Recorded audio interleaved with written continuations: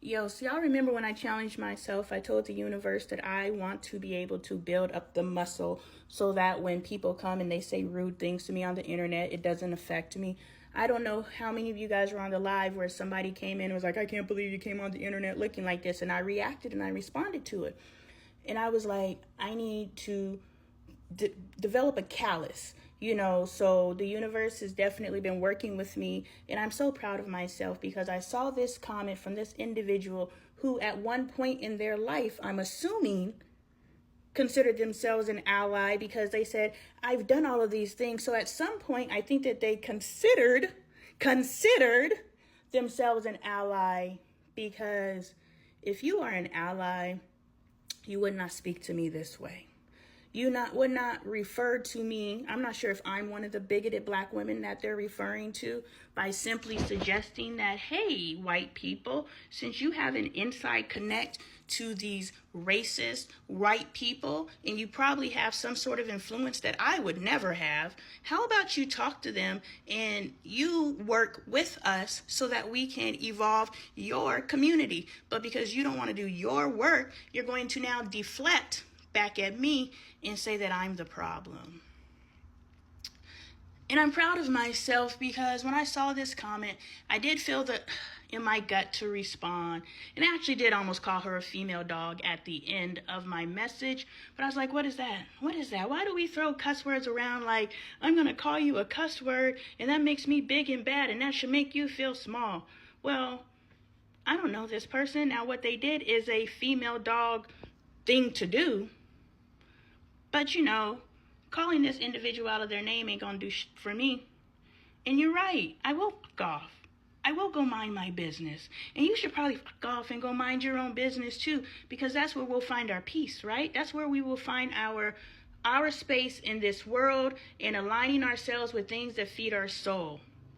But what I wanted to do is get on here and say, if you ever consider yourself an ally, this ain't how you talk to the people that you're allegiant to. And that's why when I say there was not one ally on that dock in Montgomery, not one. Why? Because this person considered themselves an ally, but I bet you when that went down, and if they were present, they would have been beating on black people too, simply because of the color of their skin. And every moment before that, I bet you this person considered themselves an ally until the hit the fan and they had to choose and make a decision, and they chose violence. So when I say, yo, we got work to do as a people, had you listened to the whole video, which you probably didn't, you probably heard, this is white people, and you was like, let me find a problem with this, I need to have a problem with this black bench. I get it. You got some work to do. You got some healing to do. And so do I. But I admit that. It's your turn. Your turn. My bigoted ass. It's my bigoted black ass. Alrighty, friend. Let's talk trauma bonding. Okay. Now, trauma bonding, to me, this is a revelation that I've had. First of all, trauma bonding is when you meet someone and the commonality that you have with them is trauma. So you share trauma together and you're like, this happened to me too. And then every conversation about that is, this happened to me too. That's trauma bonding. Now we find love in that trauma bonding. We find, friendship in that trauma bonding. We find all kinds of things in that trauma bonding, but that does not mean or dismiss the fact that that relationship is built on trauma. And because that relationship is built on trauma, chances are that relationship is being maintained because you guys continue to bond or cause trauma to each other. And if you guys stopped causing or discussing trauma, y'all really ain't got nothing to talk about. That is a very negative trauma bond relationship that you should consider if this is something that you want to continue. If you want to continue it, then now it's a conversation between you and that individual and saying, hey, I want to move our relationship in a more positive direction, which is what I had a conversation with my husband, because I realized that we were trauma bonding, that we would say things to each other that didn't feel good. We rarely said things to each other that was uplifting. If one of us had a good moment, we would be like, oh yeah, that's cool. But we really didn't celebrate each other the way that we should. It wasn't that we didn't care and we don't love each other and we don't value each other. It's just that we spent more time and more voice, speaking time giving energy to the negative traumatic aspects of our lives than we did in the positive. So we just swung this way. So it's the relationship that you value, you just have a conversation. Say, I don't want to swing this way anymore. I want to swing this way.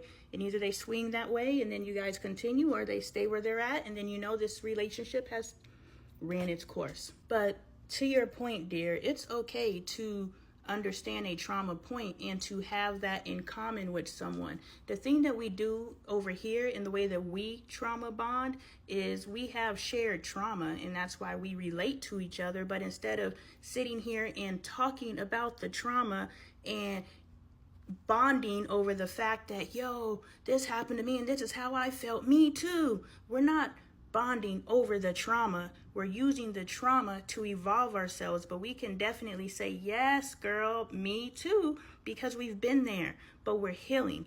We can talk about it, but we don't have to be about it. So you are more than welcome and more, within your right to say yes, same.